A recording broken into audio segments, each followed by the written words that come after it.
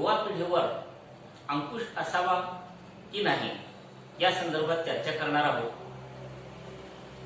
बरेचशा विषयावर आपली इथे चर्चा झालेली आहे। विचार मंथनामधून आपल्या प्रतिक्रिया छान आलेल्या आहेत। वेगवेगळ्या विषयासंदर्भामध्ये लोकांनी सूचना पण दिलेल्या आहेत की याही विषयावर सूचना आपली चर्चासत्र असावं। तर आज आपण विषय घेतलेला आहे। तुम्हाला योग्य वाटल्यास सबस्क्राईब करावं आणि काही सूचना पण द्यायच्या असतील तर तुम्ही नोटिफिकेशन मध्ये युट्यूबवर सूचना निश्चित द्याव्यात। आम्ही त्या संदर्भात विचार करू। युवा पिढीला नेमकं पौगंडावस्थेमधून आलेला असल्यामुळे स्वतंत्र विचार मजबूत झालेला असतो आणि त्याच्यामुळे इतरांच्या बंधनाचा नको वाटतं, त्या बंधनामध्ये राहणं बोज वाटतो, ओझं वाटतं बंधनाचं।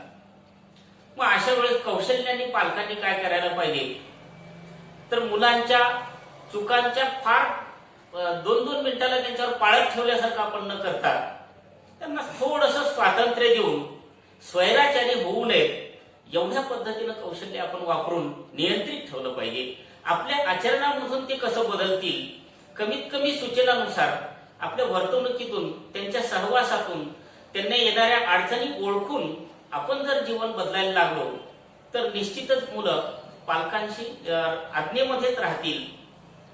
आता मुलांच्या गरजा कशा असतात, त्यांच्या शान शौकीपासून अभ्यासाच्या अडचणी असतात। एखाद्या विषयामध्ये आपण निर्णय घेऊन त्यांची आवड नसताना कोर्सला टाकलेलं असतं आणि त्याच्यामुळे नेमकं मुलांमध्ये नैराश्यावस्था किंवा चिडचिडपणा आलेला असू शकतो आणि म्हणून लहानपणापासूनच त्यांचा कल ओळखून घेऊन आपण जर कलानी अभ्यासामध्ये त्यांच्या मदत करून त्यांच्या योग्यतेनुसार जर आपण शिक्षण द्यायला लागलो आणि स्वतंत्र विचारानुसार त्यांना वागायला आपण परवानगी दिली, पण अंकुश असलाच पाहिजे, स्वतंत्र निव्वळ स्वातंत्र्याचा स्वैराचार होता कामा नये। तर अशा दृष्टिकोनातून आपण त्यांच्याशी व्यवहार करावा आणि इतरांच्या सहवासामुळे मुलांमध्ये जो विचारामध्ये विकृती तयार होते ह्या विकृतीवर आपलं नियंत्रण असलंच पाहिजे। तो कोणाच्या सहवासात राहतो, घरी बोलताना खोटं बोलतो का, तर येणाऱ्या त्यांच्या जेवणाच्या प्रकारावरून सुद्धा आपलं लक्षात येऊ शकतं की जेवणाच्या वेळा त्यांच्या मागे पुढे होत असतील, जेवणही कमी होत असेल तर निश्चितच असं समजावं की मुलगा घरातलं अन्न खाण्यापेक्षा बऱ्याच वेळा बाहेर कॅन्टीन मध्ये वगैरे सुद्धा त्याने मेसमध्ये खाल्लेलं असू शकतं। अशा छोट्या छोट्या गोष्टीपासून त्याला स्वतंत्रपणे कुटुंबापासून बाहेरच जिव्हाळा निर्माण होण्याची शक्यता असते आणि म्हणून त्याच्या कल आवडी खाण्यापिण्यापासून जर आपण जपल्या तर निश्चितच मुलांमध्ये चांगला बदल आपल्याला आढळून येऊ शकतो। त्याचा विषय तसा पाहायला गेला तर खूपच चांगला आहे की युवा पिढीवर निर्बंध असावेत का, अंकुश असावा का। ते अंकुश हा जो आहे थोडंसं युवा पिढीला थोडासा जड जाणारा भाग असतो, पटत नाही बुद्धीला, कारण आपणही त्या अवस्थेतून गेलेलो। जेव्हा आपल्यावर अंकुश आपल्या पालकांचा होता, समाजाचा होता, त्यावेळेला समाजाबद्दल पालकांबद्दल आपल्या मनात चीड उत्पन्न झाली, पण आज कळतं की तो अंकुश खूपच चांगला। त्या अंकुशवरती एक उदाहरण देतो आपण। एक रामायण, आता काल परवा आपण रामायण मालिका पाहिली। रामायणामध्ये पहा की जेव्हा सीतेचं हरण होत, सीतेचं हरण होत असताना मारीच नावाच्या राक्षसानं हरणाचं रूप घेऊन आला, सीतेला मोह झाला, रामाला गळ घातली आणि राम त्या हरणाच्या मागे गेला, हे सगळं तुम्हाला माहिती। पण त्याच्यानंतर जो प्रकार आहे की जेव्हा त्या लक्ष्मणा धाव म्हणून जेव्हा सीते आवाज आला त्यावेळेला सीतेने लक्ष्मणाला पाठवलं। लक्ष्मणाचा विचार नव्हता जाण्याचा, पण सीतेने बळजबरी केली की नाही राम अडचणीत तुझा हा सांगत होता की नाही राम शूर आहे, ह्या सगळ्या गोष्टी तो एकटा पाहू शकतो, पण तरी पण जायला भाग। पण जाण्यापूर्वी त्याने एक लक्ष्मण रेषा ओढली। आता ही जी लक्ष्मण रेषा ओढली ही रेषा तू पार करू नको असं त्यांनी सीतेला सांगितलं कुठल्याही परिस्थितीत। हा एक प्रकारची मर्यादा झाली आणि ह्या मर्यादेत प्रत्येकाने राहणं आवश्यक। मग तो मुलगा असो, मुलगी असो, घरातले पालक असो, हे सगळ्यांनी या मर्यादा पाळणं आवश्यक। आता खरं तर ही जी मर्यादा जी घातली, मूळ जे वाल्मिकी रामायण वाल्मिकी ऋषींनी त्याच्यामध्ये हा लक्ष्मण रेषा चॅप्टर कुठंच नाही। संत तुळशीदासाने लिहिलेलं रामचरित मानस जे आहे त्याच्यामध्ये देखील कुठंच नाही। मग हे आलं कुठून? मग हा खरंच प्रसंग घडला का? हा खरंच प्रसंग घडला नाही। एक बंगाली लेखक, आणि त्या बंगाली लेखक कांबर नाव त्यांचं, त्यांनी हा इश्यू त्या रामायणामध्ये घातला आणि हा सगळ्यांना पटला, बुद्धीला पटला की नाही गडे ही मर्यादा असणं आवश्यक नाही, म्हणून तो मालिकेत पण दाखवला. म्हणजे ही जी मर्यादा आणि मर्यादा तोडल्यानंतर काय झालं, सीतेचं हरण झालं. पण ह्याच्यात जरी हरण जरी झालं तरी अजून एक गोष्ट लक्षात घेतली पाहिजे, रावणानं सीतेचं हरण केलं, लंकेला घेऊन गेला, पण रावणाने देखील मर्यादा पाळली. सीता पवित्र ठेवली नाही, त्यानं देखील एक मर्यादा आपल्यावर ठेवून घेतली. ह्या मर्यादा पाळणे अतिशय आवश्यक. मग हा मर्यादा कधी डोईजड वाटत असल्या तरी डोईजड एक काळ असतो, त्या काळामध्ये आपल्याला डोईजड वाटतात आणि नंतर आपल्याला कळतं की नाही कडे हे योग्यच होतं, हे योग्य होतं म्हणून आता आपण अशी घडलो. अदरवाईज आपण वाहवत गेलो आणि वाहवत न जाणं ह्यासाठी मर्यादा असतात. एक जजने एका चोराला शिक्षा केल्या, 3 वेळेला शिक्षा झाल्या. चौथ्या वेळेला विचारला, अरे बाबा मी तुला किती वेळेला शिक्षा करू, आतापर्यंत 3 वेळेला झाली शिक्षा. तर त्या चोरानं जजला उत्तर दिलं की जज साहेब, जर जेव्हा मी पहिली चोरी केली त्याला जर माझ्या आई वडिलांनी माझ्या थोबाडात जर दिली असतील तर मी 3 वेळेला तुमच्या पुढे, चौथ्या वेळेला तुमच्या पुढे आलो नसतो. म्हणजे ही जी मर्यादा आहे ही मर्यादा खरंच त्याला ती जाणीव त्यावेळेला झाली. ही जाणीव होणं, उशिरा जाणीव होणं म्हणजे अयोग्य नाही, चांगली गोष्ट, उशिरा का होणं पण मर्यादा ह्या प्रत्येकाने पाळल्याच पाहिजे. अंकुश असावा, पण हा अंकुश कुठल्या वयापर्यंत असावा, आजही आपल्या समाजात आपण पाहतो. हा जो अंकुश आहे साधारणतः मुलगा पूर्ण त्याचं शिक्षण होईपर्यंत, नोकरीला लागेपर्यंत अंकुश जो काही आहे तो थोडा काही प्रमाणात ढिला व्हायला. इयत्ता 4थी पर्यंत जो अंकुश आहे तो आपण 5वी नंतर थोडा ढिला करतो. 10वी पास झाल्यानंतर जेव्हा त्याची आपली चप्पल त्याच्या पायात यायला लागते त्यावेळेला तो अजून ढिला होतो, सैल होतो. आणि असं होत होत मग पुन्हा जेव्हा त्याचं कॉलेज, महाविद्यालयीन शिक्षण पूर्ण होतं आणि जेव्हा तो नोकरीला लागतो, आता तो स्वतःच्या पायावर उभा आहे. मग आई वडीलच काही मर्यादा स्वतःला लावून घेतात. नाही, आता आपण ह्या गोष्टीमध्ये इंटरफेअर करणं योग्य नाही.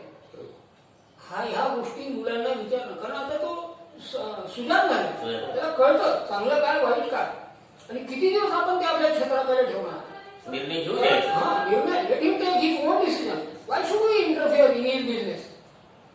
तर ह्या ज्या मर्यादा आहेत ह्या मर्यादा असणं पण चांगलं आहे आणि या मर्यादेच्या अंतर्गत प्रत्येकाने असणं, जसं ऋणाईत असतं तसं ह्या मर्यादेत असणं प्रत्येकाच्या विकासासाठी अतिशय योग्य गोष्ट. आपलं म्हणणं जोशी सर अगदी योग्य आहे. आजची पिढी जी आहे, युवा पिढी आहे, नक्कीच आपल्यापेक्षा हुशार आहे आणि त्यांचं शाणपण जर चांगल्या पद्धतीने त्यांनी मार्गी लावलं तर आपल्या, मला वाटतंय, काही जुन्या विचारांच्या ज्या काही परंपरा आहेत त्या खरोखरच आपण त्यांच्यावर लादतोय की काय, हा थोडासा शंकेचा भाग आहे. पण त्यात शंका घेण्यासारखं काही नाहीये.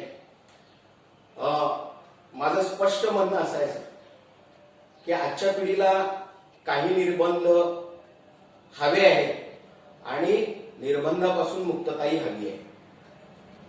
त्यांना काय वाटतंय की बाबा पोपटासारखं माझं बंदिस्त जीवन झालेलं आहे आणि आपल्या कुटुंबामध्ये असतील, समाजामध्ये असेल, कॉलेजच्या वातावरणामध्ये असेल किंवा वावरताना असेल, कुठं सहलीला गेला असेल, त्यांचे मुक्त विचार त्यांना कुठेतरी मांडण्याचा प्रयत्न ते करत आहेत आजची नवीन पिढी. पण याबरोबर त्यांनी लक्षात ठेवावं की बाबा हे जे आपले पालक आहेत, समाजाचे घटक आहेत, आपण पण मुलगा मुलगी युवा पिढी जी आहे ती समाजाचे घटक आहोत. आपण दुसऱ्याकडे बघून जीवन जगत असतो. आपले आई वडील जे आहेत ते नेहमी शेजाऱ्यांचा जो मोठा मुलगा मोठी मुलगी जीवन रूपामध्ये एका यशाच्या परंपरेमध्ये गाठते तेव्हा आपण त्यांचे उदाहरण नेहमी त्यांना सांगत असतो. फलाण्याचा मुलगा बघ, फलाण्याची मुलगी बघ, डॉक्टर झाली, इंजिनियर झाली, IAS ऑफिसर झाली, तहसीलदार झाली. आणि आपल्यालाही वाटतं की बाबा आपलं मूल कळत न कळत कुठेतरी अव्यात मार्गाला जाऊ शकतं. आणि हे करत असताना त्यांना हे लक्षात येत नाही की बाबा माझे आई वडील प्रत्यक्ष आणि अप्रत्यक्ष निर्बंध माझ्यावरच का लादावे. त्या शेजाऱ्याच्या मुलाचा विचार त्यांच्या आई वडील करत नसतील का? हा विचार जेव्हा त्यांच्या आई वडिलांपर्यंत आपण जेव्हा पोहोचवतो की बाबा खरोखर, आणि मला तर हे स्पष्टपणे इथे सांगायचे आपल्या मुलांचं अवलोकन हे आपण करू शकत नाही. जितका समाज करतो, जितका गुरु करतो, जितके मित्र करतात, ही वस्तुस्थिती आहे. या वस्तुस्थितीमध्ये जेव्हा तो अडकलेला असतो किंवा ती अडकलेली असते, तेव्हा तो निर्बंध स्वतःने ठरवायचे की मी चांगले किंवा वाईट जे निर्बंध आहेत, अंकुश आहे, तो माझ्यावरती कसा ठेवावा. स्वतःला जेव्हा स्वतःचा निर्बंध कळला त्यावेळेला तो खरा यशस्वी होईल. मला यापुढे पासून दुमत नाहीये म्हणायचं काही कारण नाही. महात्मा गांधीजींनी देखील आपल्या जीवनचरित्रामध्ये सांगितलेलं आहे, ऑटोबायोग्राफीमध्ये, मी चोरी केली बाबांच्या खिशामधनं 10-20 रुपये चोरी केले आणि सिगारेट पण ओढली. महात्मा गांधीजींचा आदर्श आपण जेव्हा ठेवतो, या गोष्टीकडे त्यांनी दुर्लक्ष नाही केलं. त्यांच्या बारीक सारीक गोष्टी देखील त्यांनी त्यांच्या ऑटोबायोग्राफीमध्ये लिहिल्याच. आणि हे जीवनाचं उदाहरण आहे, ज्वलंत उदाहरण आहे की बाबा सर्वच गांधी होतील हा भाग वेगळा आहे. विचाराने गांधी होणं गरजेचं. पुतळा असला म्हणजेच महात्मा गांधी झाले असं नाहीये, तर विचारांनी महात्मा गांधी, विचारांनी शिवाजी राजे, विचारांनी विवेकानंदजी, विचारांनी डॉक्टर बाबासाहेब आंबेडकर, गौतम बुद्धांचं ना या ठिकाणी आवर्जून उल्लेख करेन मी. वर्धमान महायुतीचा जर आपण आदर्श ठेवून जर ही मुलाची पिढी जर चालत असतील तर मला वाटत नाही की बाबा एवढे निर्बंध आपण येणार. आणि सहज लक्षात येतं की पालक काही एवढे म्हणजे अननोन नाही, त्यांना काही कुठली माहिती नाही अशातला भाग नाही. घरातला मूल म्हणण्यापेक्षा मोठी युवा पिढी जेव्हा बाहेर जाते तेव्हा आपल्याही काही मित्रत्वाचे नाते असतात, जवळचे नाते असतात, मित्रसंबंध असतात, तेही लक्ष कळत नकळत ठेवत असतात, शिक्षक ठेवत असतात. तेव्हा त्याचे चलन कसे आहे, चालचलन कशी आहे, कुठल्या ढंगाचा तो मुलगा आहे, कुठल्या ढंगाची मुलगी आहे, आणि त्याच्यावर कुठल्या पद्धतीचे आविष्कार झालेले आहे, हा महत्वाचा आहे. आविष्कार महत्वाचे आहे. तेव्हा या पिढींना थोडंसं स्वातंत्र्य माझ्या मताने दिलं पाहिजे. ते जर चांगल्या पद्धतीचे जीवन जगत असतील तर नक्की त्यांना, अरे बाबा आता तू सरांनी म्हटल्यासारखं की बाबा 5वीला थोडेसे आणि 10वीला थोडेसे असे स्टेप बाय स्टेप जेव्हा आपल्याला कळतं तेव्हा त्याला की बाबा आता या गोष्टी शिथिल करतात, निर्बंध शिथिल, आणि आता तो क्वालिफाय होतोय. याला खरंच जीवनाचं रूप कळलेलं आहे, जीवनात कसं जगावं याला कळल्यानंतर आपण थोडेसे निर्बंध उठवायलाच पाहिजे. मी या मताच आहे. त्याच्यावर खूप असे निर्बंध, रोज जेवला का, खाल्ला का, तू कुठलं मोबाईल बघतो, तू कुठली सिरियल बघतो, तू काय पिक्चरला गेला होता, तू कशासाठी हा अट्टास करतो, तू पैसे कशासाठी मागतो, त्याचा विनियोग कसा करतो, याच्यावर नक्की पैशावरती निर्बंध असायला पाहिजेत, अंकुश असायला पाहिजे. कारण वडिलांचे, कुणाचेही जे कुटुंबातले जे पैसे असतात जेव्हा तो उधळतोय का किंवा योग्य विनिमय करतोय का, या ठिकाणी नक्की निर्बंध असायला पाहिजेत. कारण आर्थिक व्यवहार जेव्हा आपल्या जीवनामध्ये येतात, मुलांच्या जीवनामध्ये येतात, तेव्हा त्यांनाही कळलं पाहिजे की बाबा या जगामध्ये शैक्षणिक वातावरणाबरोबर जे युग आहे ते युग जगता आलं पाहिजे. पॅरलली त्याला ते कौटुंबिक युग असेल किंवा सामाजिक युग असेल किंवा आजच्या पिढीला काय झाले सर, घरामध्ये कसं वागावं, बाहेर कसं वागावं, मित्रत्वात कसं वागावं. मला तर मी असं म्हणेन की मित्र हे आपण ठरवायचे की मी जर दुर्व्यसनी असेल, एखादा व्यसन जर करत असेल तर नक्की त्या पद्धतीचे मित्र तुम्हाला मिळतील. आणि आपण जज करायचं किंवा मी बिघडले असेल तर माझी पिढी नक्की बिघडणार नाही. त्याच्यामुळं हे निर्बंध असावे आणि कमी प्रमाणात असावे. आपलं मूल कसं आहे, कुठल्या पद्धतीनं वागतंय, जीवन जगताना कसं जगतंय, त्याच्यावरती निर्बंधाचं प्रमाण ठरवता येतं. प्रत्येक पालकांना वाटतं आपलं मूल यशस्वी व्हावं. आपला एक बघण्याचा दृष्टिकोन तुलनात्मक झालेला असतो आणि म्हणून नेहमी मुलांच्या भविष्याबद्दल आपल्या मनामध्ये एक भीती असते. पालक वर्ग चिंता असते नेहमी. तळमळ. अगदी त्या चिंतेपोटी, भीतीपोटी, तळमळीपोटी आपण मुलांच्या मागे लागतो. हा स्पर्धा जगामध्ये खूप आहे आणि त्या स्पर्धेमध्ये हा टॉपमोस्ट यावं आणि म्हणून आपण प्रत्येक वेळोवेळी आपण जर मुलांना टोकायला गेलो तर त्यांच्यामध्ये चिडचिड होऊ शकते आणि म्हणून त्यांचा कल बघून थोडस स्वातंत्र्य हळूहळू देत जर आपण गेलो तर मुलांना स्वतंत्र विचार करायला निश्चितच वाव मिळेल. तर आकाशी झेप घेत असताना मुलं आपण फारसं असं दोरी ओढली नाही पाहिजे. पतंग उडविल्याप्रमाणे कुठे ढिले दिली पाहिजे तर कधी दोरा ओढलाही पाहिजे. निश्चितच आपलं कंट्रोल त्यावर असलं पाहिजे, अंकुश असला पाहिजे, चांगल्या अर्थाने बिघडू नये म्हणून. या दृष्टिकोनातून आपण जर मुलांवर वचक ठेवला तर निश्चितच मुलं चांगल्या मार्गाने जाऊ शकतील. मुलांना थोडंसं स्वतंत्र विचार करायला वाव द्यावा आणि अंकुशही असावं. यावर मला अजून एक उदाहरण द्यायचं की अहमदाबादला जेव्हा भारताचे माजी राष्ट्रपती APJ अब्दुल कलाम आले होते आणि एका शाळेच्या कार्यक्रमात मी गेलो. डॉक्टर APJ अब्दुल कलाम कधी राजकारणी लोकांशी बोलत नव्हते, फक्त विद्यार्थी वर्गाशी बोलत होते. आणि का बोलत होते की हा विद्यार्थी उद्या आपल्या देशाचा आधारस्तंभ, हा देश त्यांच्या हातात आहे. तर अनेक विद्यार्थ्यांनी प्रश्न विचारत होते आणि त्याची उत्तरं डॉक्टर APJ अब्दुल कलाम देत होते. एका विद्यार्थ्याने एक प्रश्न, फार चाणाक्ष मुलगा होता, त्याने एक प्रश्न केला डॉक्टरांना की डॉक्टर, की आज आपल्या समाजामध्ये जो भ्रष्टाचार माजलाय त्याला कोण जिम्मेदार? आणि डॉक्टर कलामांनी त्याला उत्तर दिलं होतं की या गोष्टीसाठी 3 लोक जबाबदार होते. त्याच्यामध्ये त्याची आई, वडील आणि त्याचे शिक्षक. जर योग्य वेळेवर त्याच्यावर आई, वडील आणि शिक्षकांनी योग्य संस्कार केले असते, निर्बंध टाकले असते तर आज तो वाहवत गेला नाही. आणि आज जो भ्रष्टाचार, जो अतिरेक झालेला आहे त्याला कारण आहे. म्हणजे थोडक्यात तुम्हाला एका विशिष्ट वयापर्यंत मुलांवर देखील निर्बंध घालणं आवश्यक असते. अजून एक उदाहरण, काल थोडा एक व्हॉट्सअपवर पोस्ट आली होती ती बऱ्याच दिवस आधी पण आलेली होती, पुन्हा एकदा ती पोस्ट सांगतो. एक श्रीमंत व्यक्ती आणि एक साधारणतः व्यक्ती, दोघे जण आजूबाजूला राहत असतात. त्यांनी आपल्या अंगणात एक झाड लावलेलं असतं, हेनी एक झाड लावलेलं असतं. श्रीमंत व्यक्ती प्रचंड प्रमाणात त्याला खत पाणी देत असतो आणि वाढवत असतो. आणि हा गरीब व्यक्ती जो आहे मोजक्या प्रमाणात पाणी देत राहतो आणि त्याला वाढवतो.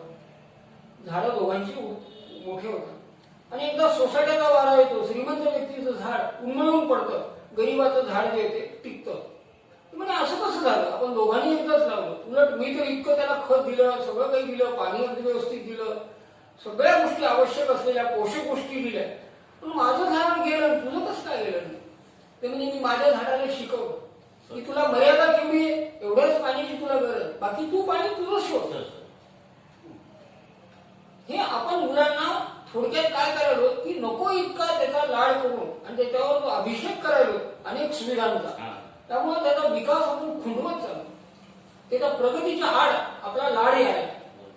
तर आपला लाड प्रगतीच्या आड येऊ नये म्हणून काही निर्बंध आपण नाही सांगायचं. माझी ऐकत नाही, मी आयुष्यभर पायी चाललो, माझी कोणतेही मुलं कॉलेजला गेले पण कधी त्यांनी सायकल मोटरसायकलचा हट्ट नाही झाला, कारण मी देऊ शकत नव्हतो. मी सांगितलं माझी कॅपॅसिटी नाही, मी तुम्हाला देऊ शकत नाही, यू हॅव टू गो.